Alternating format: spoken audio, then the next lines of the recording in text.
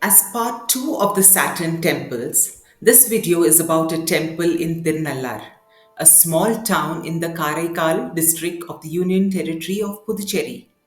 I am Sangeeta Venkatesh and a very warm namaste. The previous video that was published on this channel was about the Shani temple, and if you have not yet watched it, do go back and watch it. I will also share the link of the video in the description box. So back to Tirunallar. We had driven from Bangalore to Tharangambadi, or Tranquebar as the Danish had renamed it, for a visit, and more about Tranquebar in another video, when we decided that we had needed to make some time to go to Tirunallar and give our obeisances to the Shani Bhagwan. So Tirunallar is one of the famous Navagraha temples in Tamil Nadu, and which are dedicated to the 9 planets. So the story of Tirunallar is as intriguing as the planet Saturn. It is said that many eons ago, Tirunallar was a forested area that was overgrown with the Darbha grass and hence was known as Darbaranya, which is a forest full of Darbha grass. So the Darbha grass, the botanical name is Desmotachya bipinata, is a tropical grass which is considered as a sacred material in Vedic scriptures, and it is supposed to purify the offerings during such rituals.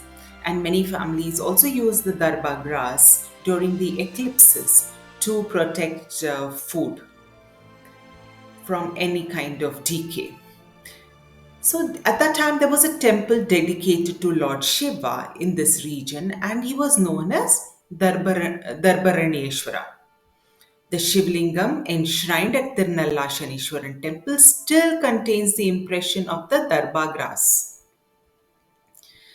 So, the Indian mythology aficionados would know the wonderful story of Nala Damayanti that appears in the Vanaparva of the great epic Mahabharata. Nala was the king of this region and an ardent devotee of Lord Shiva and would pray in this temple. And during her Swayamvara, the beautiful Princess Damayanti chose King Nala even over, he was a mortal over even the gods who came to attend her Swayamvara. The couple had a great marriage, lived well, had good children, and a very prosperous kingdom. If you're familiar with Vedic astrologies, you would know, and even in astronomy, you would know that the planets are always in transit and all the time. And so the Vedic astrology says that the 9 planets make their presence felt in people's lives at different points of time. And in it was time for Shani or Saturn to make his transit into Nala's moon sign according to the planetary timetable. This transit could last anywhere between 7 to 8 years depending upon the direct or retrogression movement of Saturn. These terminologies, I'm not going to explain it too much because it would take another video for it. So just take it for, as I say, that it is typically 7.5 years and it is known as the Sade Sati period when Saturn transits before the moon sign, in the moon sign, and after the moon sign. And it is said to give a lot of challenges to the individual who's going through this period. So perhaps due to a slip up in his karma, his deeds, or his prayers, King Nala had to pay a price during this period and was faced with many a trial and tribulation. And this included having to forsake his kingdom, and he had to leave his wife and child. He also lost his good looks during that time. So Nala was upset, yes, but he prayed and then prayed some more at the Darbaranyeshwara temple and took a dip in the holy pond that is in the temple complex. To this day, the pond is known as Nalan Tirtham. Pleased with Nala's devotion, Lord Shiva made sure that the effect of Lord Shani was totally mitigated. And then Nala suddenly got back his kingdom, wife, children, and also his good looks. Hence, Thirunallar Shanishwaran temple is the only temple where Lord Shani lost his power to Lord Shiva that saved his devotee Nala from the prolonged effects of Saturn transits in the zodiac chart. So here, in this temple, Lord Shani is worshipped and treated here as the doorkeeper of the shrines. He is also given the epithet Shanishwaran, and he can be worshipped first before you enter the shrine, and towards the main sanctum.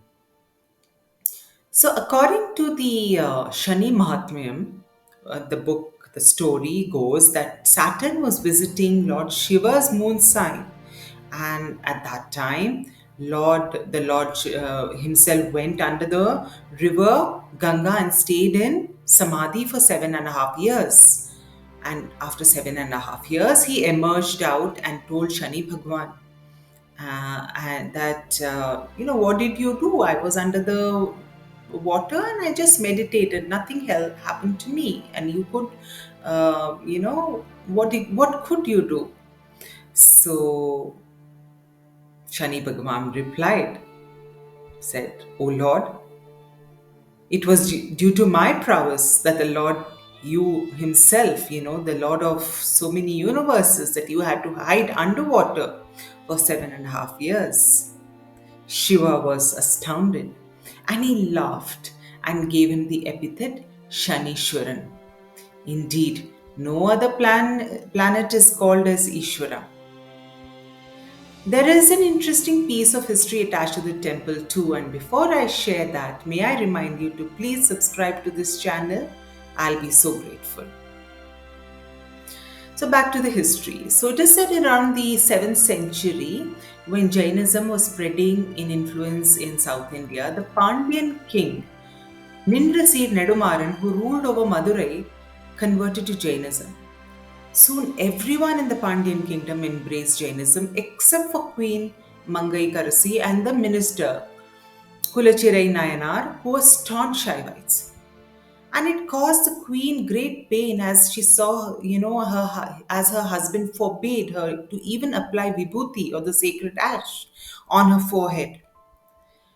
She took the minister into confidence and as an ally to reclaim both the king and the kingdom back to following Shaivism. Realizing that they would need some kind of help for this onerous task, they sought the help of a young saint called Tirugyanar Sambandam, who had achieved fame because of the miracles that he had performed. The queen, however, warned him that he should be careful as his life could be in danger. As expected, as soon as Sambandar arrived in Madurai, his little ashram was set on fire by the Jains.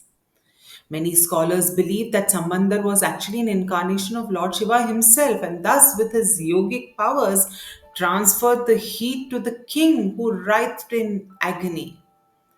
No one could relieve the king of the extreme agony, and he was forced to summon Samandar, who arrived and recited the famous decadal verse of Padagam, Mandiramavadu Neeru, and sprinkled vibhuti on the right side of the king. Not to be outdone, the Jain monks stroked the left side of the king's body with peacock feathers. But this aggravated the king even more. Sambandar sprinkled vibhuti on the left side too, which finally gave the king relief. However, the Jain monks were not ready to give up soon. They demanded that both the mantras should be written on palm leaves and consigned to flames. Folklore says the palm leaves written by Jain monks turned to ashes, while the leaf that contained the 49th Padigam or words of the Devaram hymns that Samandar had sung in the Tirunallar temple remained untouched and retained its green freshness. The king prostrated before Samandar and reconverted back to Shaivism, and then the rest of the kingdom also followed him. Queen Mangai was accorded sainthood for her unfaltering devotion to Lord Shiva. To commemorate the spiritual role of Mangayar Karasi, a mandapan was built at the Meenakshi Sundareshwar temple south of the Thousand Pillar Mandapam. Of the 63 Nayanmars, Mangayar Karasi ranks the 55th for saving Shaivism, the king and the subjects. So, how does one pray at Tirunallar? Devotees light holy lamps with gingerly oil, as is accorded in all Saturn temples, and offer prayer to Lord Shanishwara. And they also offer balls of cooked rice to crows, as a crow is considered the vehicle of Shanishwaran. It is particularly crowded on Saturdays, the day of Shanishwara. Thirunallar is among the Saptavidanga Salams where the Shivalingas are not chiseled but are Swayambhu or self manifested. And the largest lingam is at Tirunallar. The Abhishekam is performed for the lingam at 6:30 a.m. and 5:30 p.m. every day. The Thirunallar Shani Peyarchi festival is observed at a grand scale every time. Saturn makes its transit from one zodiac sign to another, which is every 2.5 years. So I hope you like this account of the Tirunallar temple. If so, do give the video a thumbs up, and until next time, namaste.